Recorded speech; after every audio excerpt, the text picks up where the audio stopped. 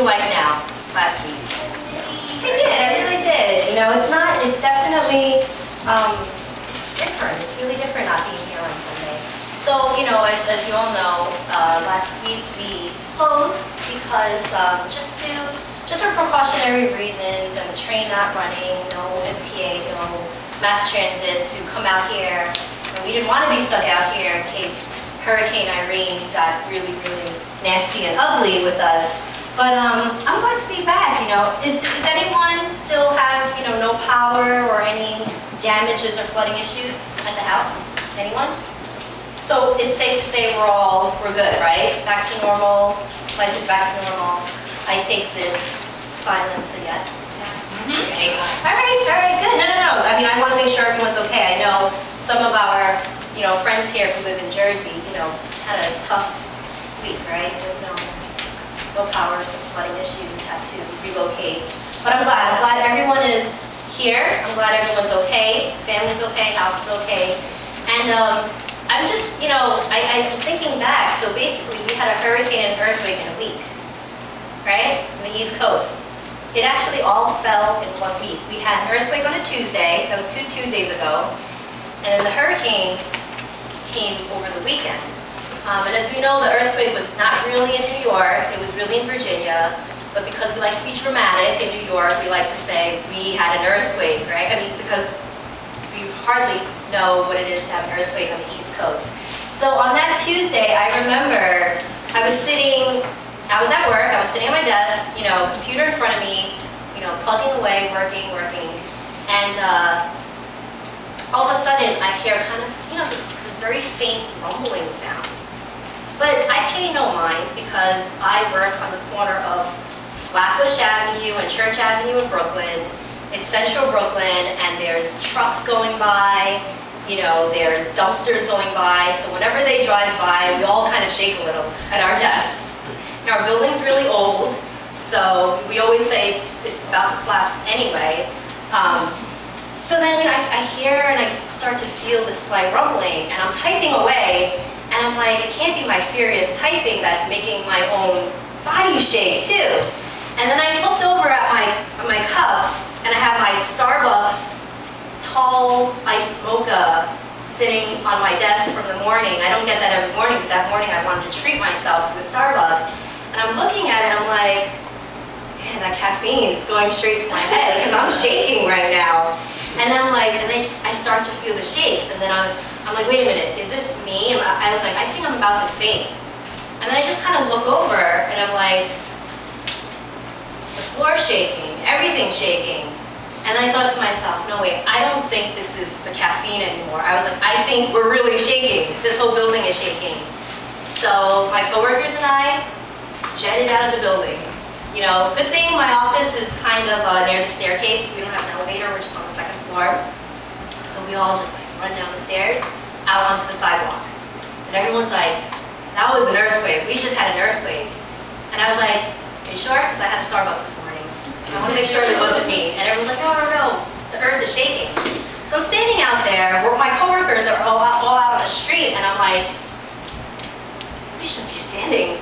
You know, we always laugh and joke about how this building is really old. It's going to topple on us, along with the stores and their awnings. So we're at, like, where do we go? What would we do?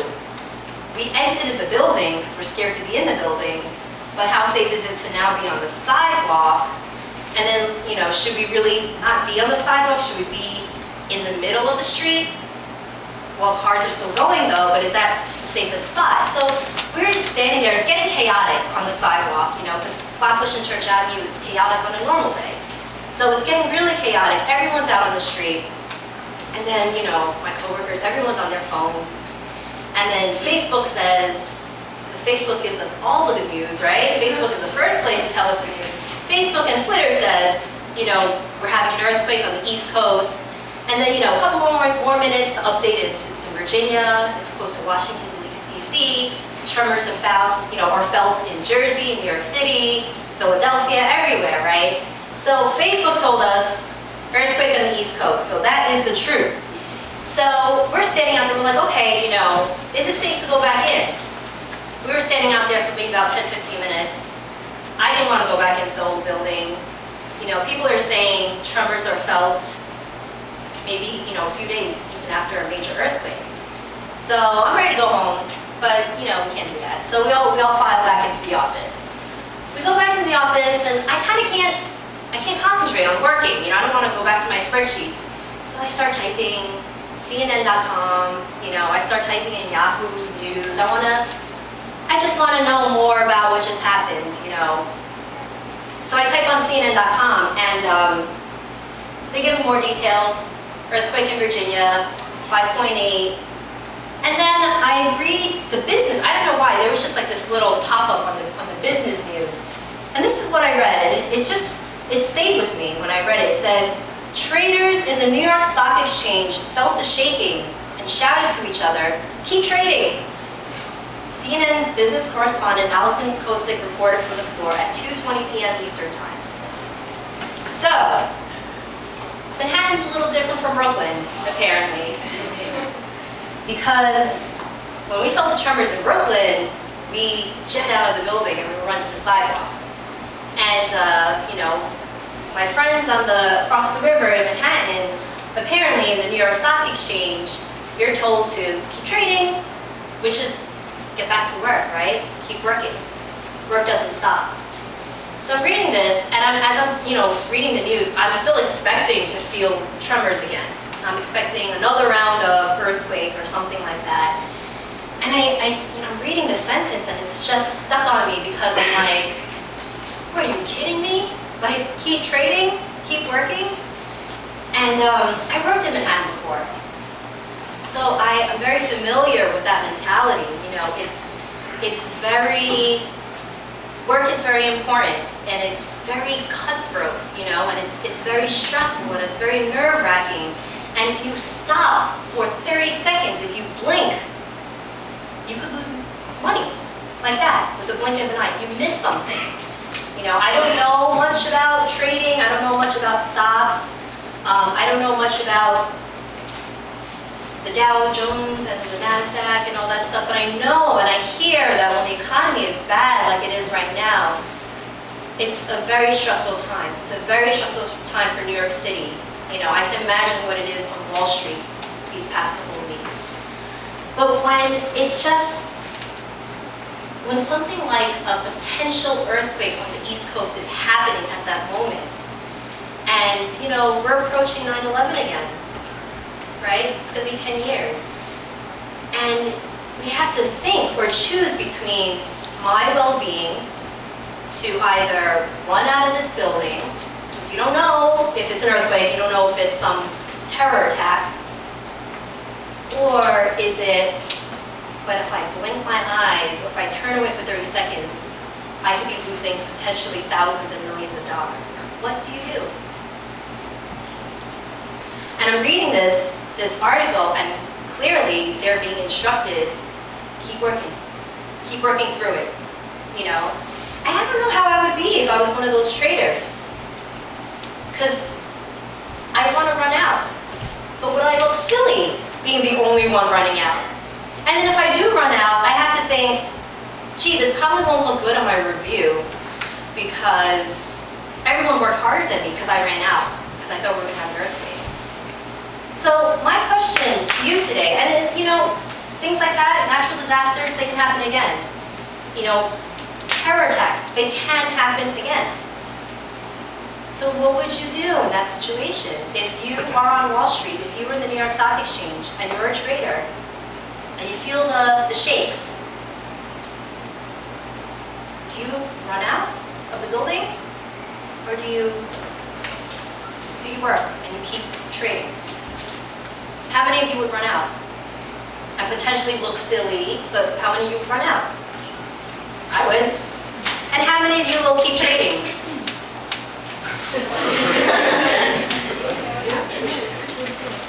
But clearly someone in the New York Stock Exchange felt it, because that manager said, keep trading, right? Don't stop, keep going.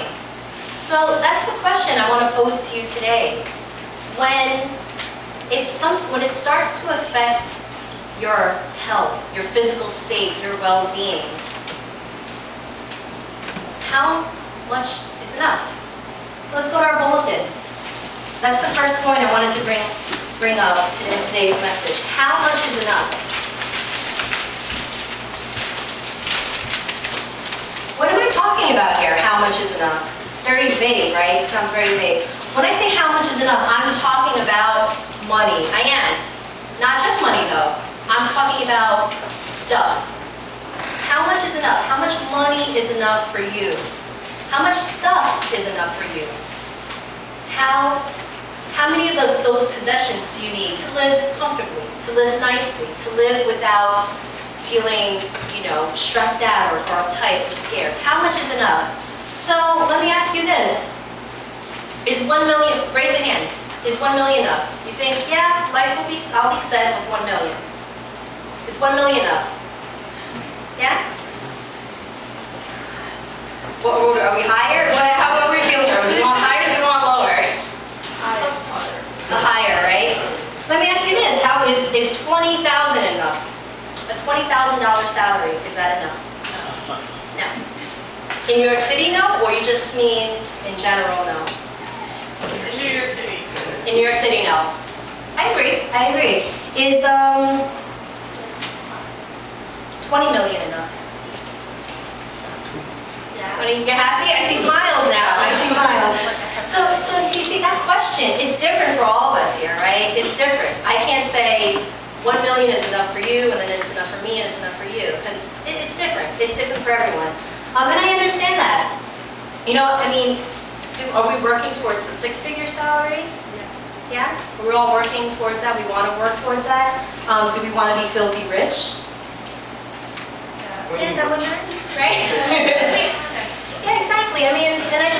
But the question, everyone may have a different number in their head, but the original question that I was posing is, you have that number, you have that number in your head, but is it worth the risk of your health, your physical safety, and your well-being? So that's the question I'm asking. How much is enough? Let us read 1 Timothy 6, 9, 10. Let's read that together. Those who want to get rich fall into temptation and a trap and into many foolish and harmful desires that plunge people into ruin and destruction. For the love of money is the root of all kinds of evil. Some people, eager for money, have wandered from faith and pierced themselves with many griefs. So this is a pretty long verse about 1 Timothy. So, we are in this message series of stuff, and this particular message that I want to share, just that question alone, how much is enough, is a question that we're stuck on. And you know what? Whatever phase you are in life, I guarantee you, we all get stuck on this question. For those of you who are in college, why is this question, why are you stuck on this question? It's because you're working towards something, right?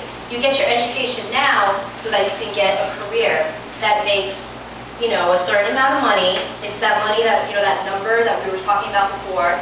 So even when you're in college, this question is posed to you and it stays with you. How much is enough? And then for those of us who are in the phase where, okay, we're done with school, high school's over, college is over, and we're just stepping into the working world, and you kind of know when the economy is rough and the competitive market for jobs is kind of tough, there's a certain number you want, but then when you start a new job, salary is only so much, then you have to ask yourself, well, how much is enough for me? And then, you go on another 10 years or so, you're already set in your career. That part is established. You've mastered certain skills and a skill set, and you've gotten bonuses or raises and increase in salary. And then in that phase, you have another number, right, of how much is enough. And then it goes on and on. And then sometimes you feel, wow, I've been working for the past 20, 30 years now. I mastered this skill set. I mastered my talents. And I deserve this raise. I deserve this bonus. I'm not getting it at my job because of the economy. And you start to feel this unfairness. But this question is always posed to us. How much is enough? It doesn't matter what age you are. It doesn't matter what stage in your job or your career life you are. That question always comes up. How much is enough? So in this verse, it is saying that for those of us that want to get rich, that number, right, the number we have, we fall into temptation and a trap. We fall into many foolish and harmful desires that plunge people into ruin and destruction. Let's circle ruin and destruction. And it says, for the love of money is a root of all kinds of evil. Some people, eager for money, have wandered from the faith, that's underlined, wandered from the faith, and pierced themselves with many griefs. Let's circle many griefs. So this verse is saying that that desire of wanting more, that desire or that mentality to keep working, don't stop.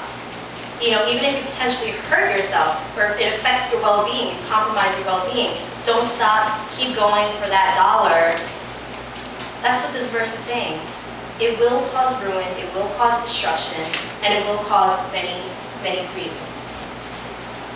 So we know that there are many pitfalls, right? There are people that want to get rich quick, and there's a lot of get-rich schemes, right? There's identity theft. You know, the quickest way to get money, identity theft, it could be selling yourself, right? Selling your body, selling drugs.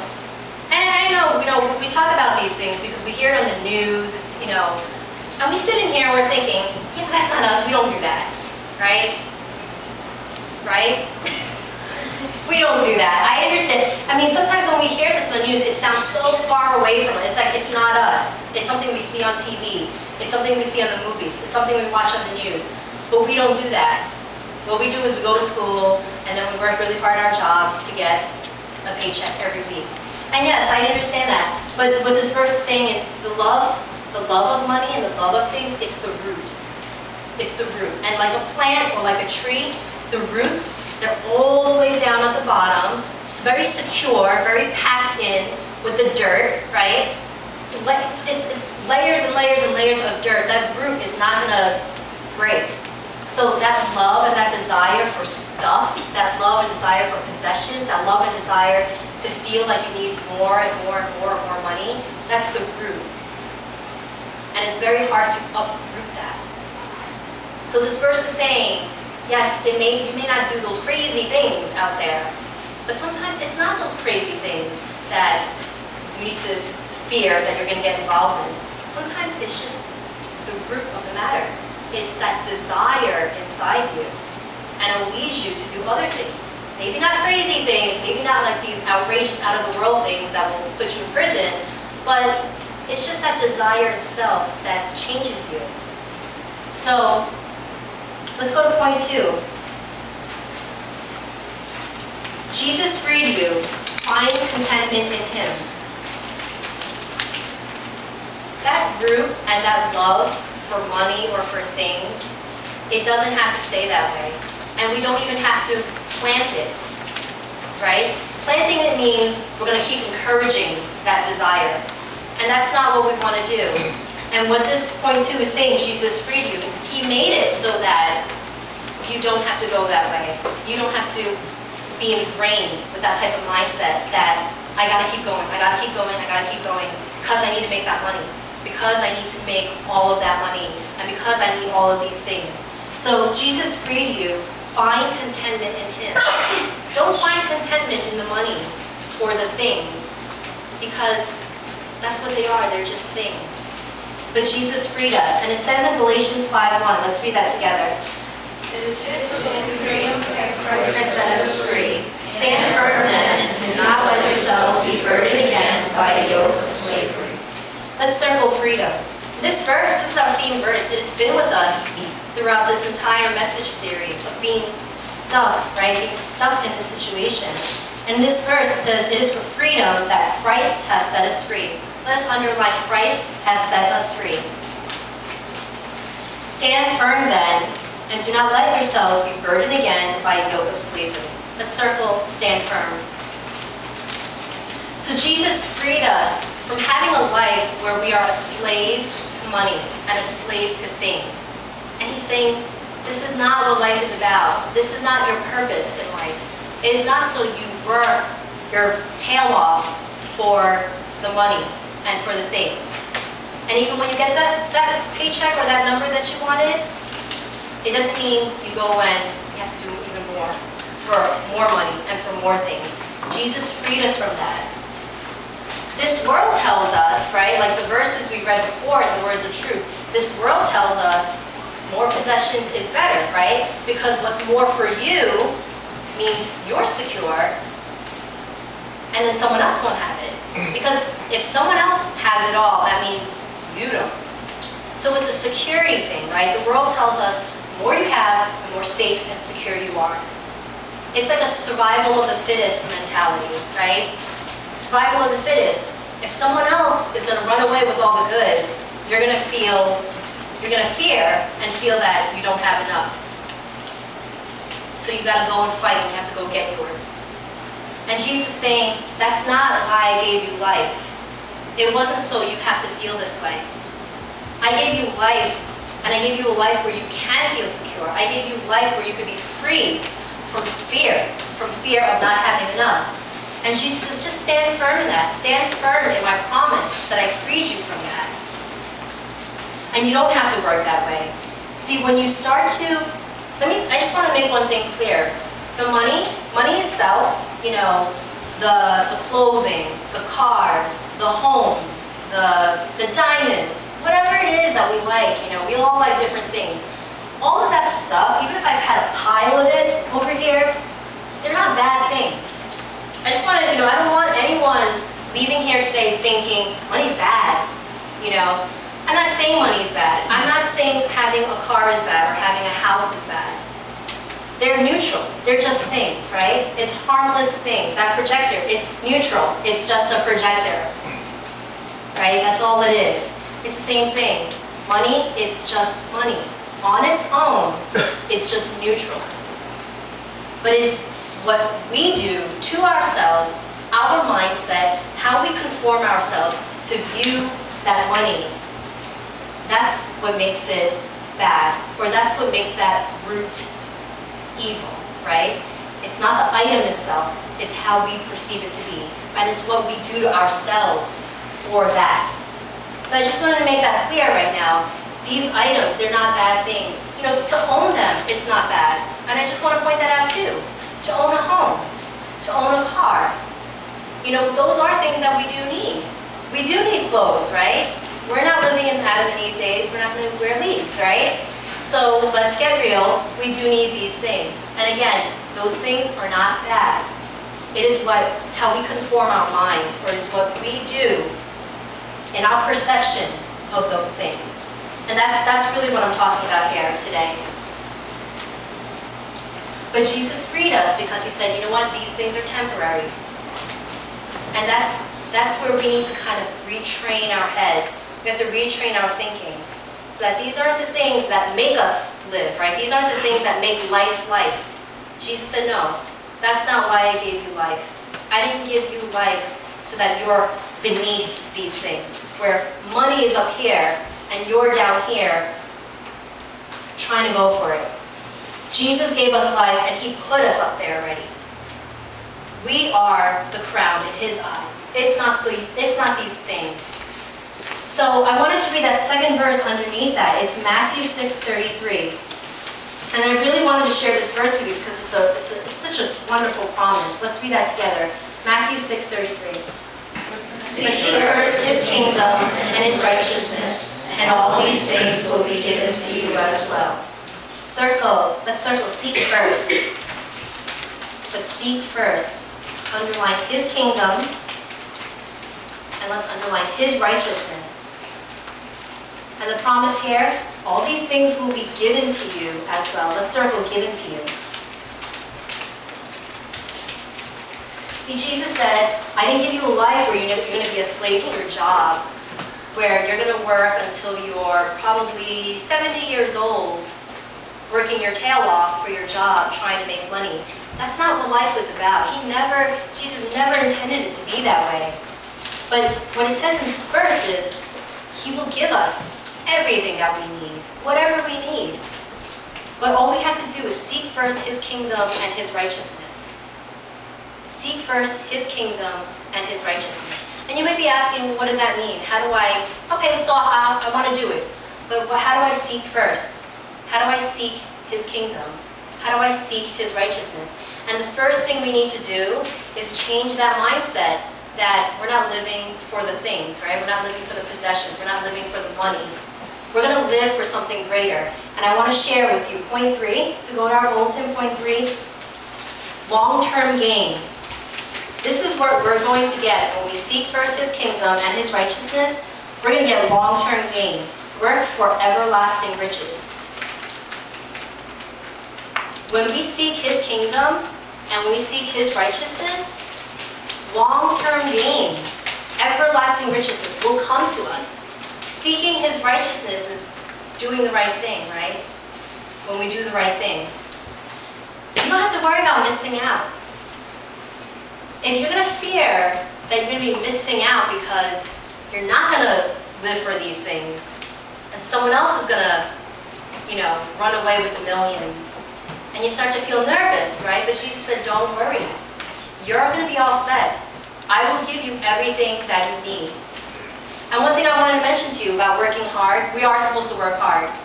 When I said working hard for the money, working hard for the cars, working hard for the diamonds, we have to work hard. We do. When we have a job, we have to work hard at our job. When we go to school, we have to work hard at our studies.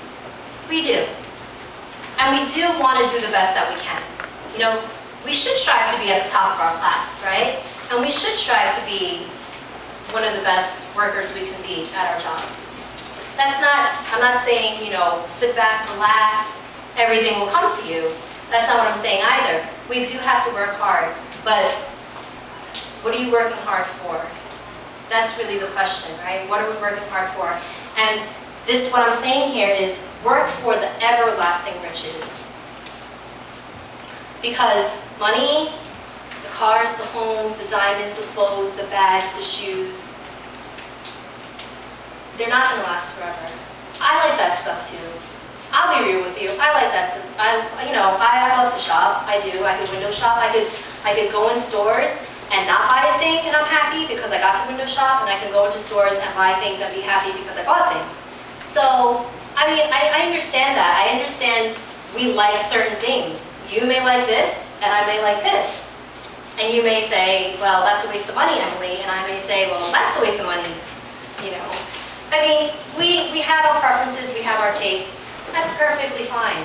That is perfectly fine. But your life and the pattern of how you live your life and what you live for, you'll know. You'll know in your heart. You'll know what's going to ring as most important in your heart.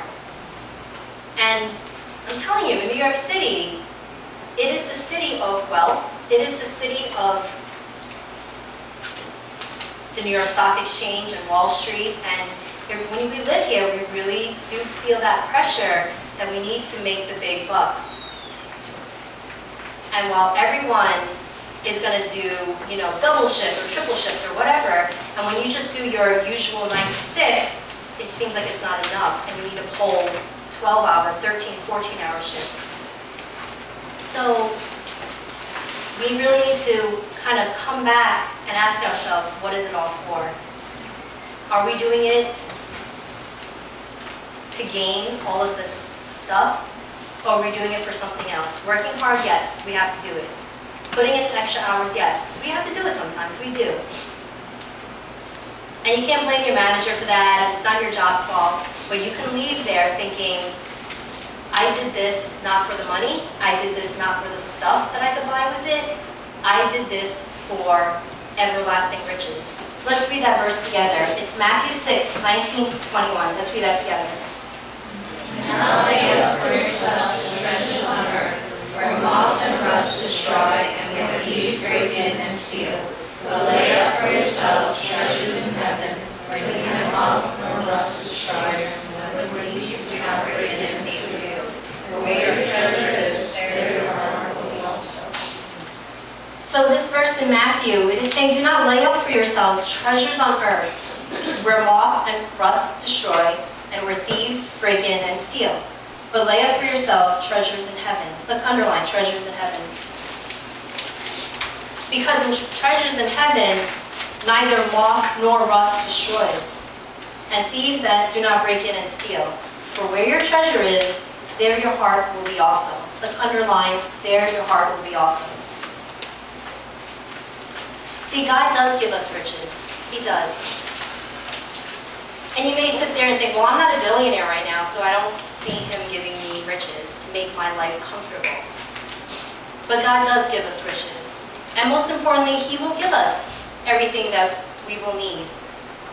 He will not even dare let his children not have enough. He will give us everything that we need. It's a promise. But he doesn't want to just give you stuff, right? He doesn't want to give you things that's going to where moth and rust destroy. Because what was the point of that? He wants to give you something so much greater. He wants to give you something that lasts forever, that's timeless, right? That's priceless, that's timeless. Those are the best things. I know many times, you know, when we're looking at our college tuition bill, or when we're paying bills in the house, right? It could be your mortgage, it could be car payments, it could be any of that stuff, and you're thinking, wow, this is like really, really tight. And maybe it's not enough, maybe I'm not gonna make it this month. And you sit there and you're like, you know what, I thought God was gonna take care of me. But it doesn't mean he's not taking care of you. He wants to instill in you something that's everlasting, everlasting riches. And it's more than what we see here. I promise you that, I guarantee you that. It is more than what this world can give us. So, I want to leave with you two things today. To hold on to that promise. The two promises. The one where, in Matthew 6:33, where Jesus said, all these things will be given to you. And in Matthew 6:19, where he'll give us treasures in heaven. These are these everlasting riches. But there is something we have to do while we are here on this earth. There is that working hard ethic that we have to have in us. But here's how you work for those everlasting riches. The first thing is to give. Let's look at point 1. Give. And tithe to the church. Tithe. T-I-T-H-E. Tithe. Let's read Proverbs 3:9-10. Let's read that together. Honor the Lord with your wealth, with the first fruits of all your crops. Then your barns will be filled to overflowing, and your vats will brim over with new wine. Another promise in this verse that we're going to be set, guys. We're going to be all set. This verse is saying, honor the Lord with your wealth. Let's circle honor and underline the Lord with your wealth. It says, honor the Lord with your wealth, with the first fruits of all your crops. Then your barns will be filled to overflowing. Let's circle will be filled and underline overflowing. And your vats will brim over with new wine. So, you know, this verse is talking about first fruits and crops and your barns. We're not farmers here, right? We're in New York City. This is, you know, the metropolitan. But this verse is, we can relate to this. This is talking about your work, right? Your work and your earnings. And it's saying, honor the Lord with it. Honor the Lord with your earnings. Honor the Lord with your wealth. The first fruits of all your crops. Your first fruits, it's your paycheck, right? It's your salary. And it says, your barns will be filled to overflowing. So again, that's that promise that God is going to give us so much more. God is going to give us so much more that it will overflow, and your vats will brim over with new wine.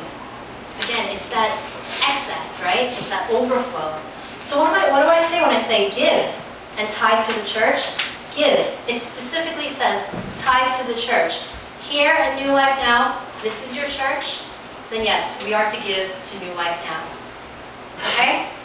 I'm almost done. I'm wrapping up. I'm going to go real quick with this, but it's very black and white, and I just want to point that out to you. It's very, very clear. You know, can you give to charity work? Can you give to donations? Absolutely. Absolutely. But we do have responsibility because this is our home, right? It's the same thing. This is our home. New Life Now is our home. It's the same thing like we have our home homes, right? With our parents, our brothers and sisters, and our siblings. In a very logical sense, there are bills to pay. You know, there is a mortgage to this building. None of this stuff is for free. not for free, not for free, you know, we do purchase these things. We do have to maintain this, right? Because this is our home for all of us. So we do have to support it financially, right? This is just the practicality of it. This is life. This is the real world. We do have to just maintain this building. But all the physicalness of it, we do have to pay for it. And it's supported by the family. Just like our homes, right? It's a pitch-in, team effort of everyone in that household, your parents and everyone, to make that a home, to make that a beautiful home for you and your siblings, you know, your parents, your pets. It's no different here. We have to do the same thing, and it is to pitch in. And it is to support this place together, to make it a home for us. And that's what tithing is. So in this verse, it says, honor the Lord with your wealth. When you honor the Lord, it means you are going, it is a duty. So tithing, it is a duty. It is your duty. It is my duty. And when we do our part, when we do our duty, we're honoring the Lord. It is an act of obedience. Because it does say in the Bible that we have to tithe and we have to give to the church. If you want to, it's 10%. If you want to know what that number is, it is 10% of what you make. So whether you work full-time, part-time, freelance, babysitting, it's 10% of that. And you may think, well, I make really little, I make minimum wage. And I've been there. I've done that too. And I feel like I make minimum wage right now. But it's still 10% of my minimum wage. That goes back to the Lord's house. Because it is His to begin with. Because that job, it was His to begin with. And that salary that I get, it was His to begin with. He gave it to me, and He entrusted me with it. So I give back that 10% in honor to Him. Honor is obedience. But this verse is also saying it's not just duty. It's not just duty, it's a step in faith. When you tithe, it's a step in faith. And that step in faith is, wow, that 10%, you know, it's cutting it close. If I shave off that 10%, I still got to make the monthly bills. But that step in faith is, I trust in the Lord that it will be met. My needs will be met. And He promises that in this verse when He says, your barns will be filled to overflowing. The verse doesn't even say it will be filled, you know, to the top. It doesn't say it will be filled to as much as it can carry. It's going to be overflowing. And the vats of wine, it's not just filled to the top, it's going to be overflowing. So when we tithe to New Life Now, it is a step in faith that we do it. That even though it is a difficult time right now to kind of part with that money, but it's a step in faith that God will meet our needs and then some, and He will make it overflow. So that's the first thing I want to point out. This is how you work towards everlasting riches. The first thing is to give and tithe to the church. The second thing I wanted to share, number 2, go. That's the second action point. Go and help others. Go and help others. Let's read John 21:15-17 together. Jesus said to Simon Peter, do you love me more than these? Yes, Lord, he said, you know that I love you. Jesus said, feed my lambs. Again, Jesus said, do you love me? He answered, yes, Lord, you know that I love you. Jesus said, take care of my sheep. The third time he said to him, do you love me? Peter was hurt because Jesus asked him the third time. He said, Lord, you know all things. You know that I love you. Jesus said, feed my sheep. We're going to go real quick. The only 3 things I want you to circle here. The first one is feed my lambs. They're all in Jesus' response. All 3 of these are His responses. Feed my lambs. And circle the other thing is take care of my sheep. And the third is feed my sheep. So Jesus has this repetitive conversation with Peter about how much does Peter love Jesus. And you know, Peter gets a little irritated because the third time he's asked that question, he's like, I said it already, I love you. And he's like, why are you back? He's hurt. He's hurt that he's being asked, not once, not twice, but 3 times, how much do you love me? And Jesus keeps asking that, but He says, if you do, He says, feed my lambs, take care of my sheep, and feed my sheep. What Jesus is saying here is basically, talk is cheap. Just merely saying you love me doesn't really show me that you love me. Yes, you said it, I heard it. But Jesus is saying, talk is cheap here. You're going to have to show how much you love me. And Jesus is saying, do you know how you're going to show how much you love me? You're going to do what I did. And Jesus' life on earth, that's what he did. He fed, right? He fed, he taught, he took care, he nurtured people. He nurtured and cared for the outcast. He cared for and nurtured those that everyone else would ignore. And Jesus is saying, if you love me, you will follow my example and do the same thing. And Jesus is not just saying that to Peter, he's saying that to us today. We can ask Jesus, I want to do this and that for you, Lord. I want you to be so happy with me. I'm so grateful for you that I just love you so much. But Jesus is only saying, feed my sheep. Take care of them. Take care of my lamb, right? Care for them. That's what it means to go and to help others. To do more, to extend yourself. Because not everyone out there is as fortunate as us. Not everyone out there has all that we have. And they do need a little bit of assistance. They do need a little bit of help. And I just can't imagine what this world would be like if we all just helped someone else. If we all just helped someone else. I don't think we'd be living in the world that we live in today. I think there would be less poverty. I think that there would be less homelessness, less outcasts, less people doing things that they shouldn't be doing. If we just took that step to help one other person. So that's what I want to leave with you here today. These everlasting riches that God has promised us. He promised us that we will have it all. We will have it all. But there is something we do have to do. And part of working for those everlasting riches, it is to support your church here, and it is to go out there and help others as well. It really is. I mean, I work at a nonprofit organization, and I'm so inspired by what my colleagues do, what they do. And when we do it together, it's a great feeling. It's infectious. And that's what pushes us to do more and more and more for the neighborhood. That's what pushes us to do more and more and more for the community. And that's what I want New Life Now to be about. It's great. We can go out there on our own, right? We can go out there and see someone in need, maybe give them a meal, buy them something to drink. That's awesome. And we can go out there as a group and show others we're a family, we're New Life Now, and we are here to love and to take care of each other. And I promise you, these are the riches that we're going to work really hard for. These are the riches that God has promised us. And it is for you. And all we need to do is just take that step in faith and say, Lord, I know I don't have everything right now, and I'm working hard, and I may be making just this much.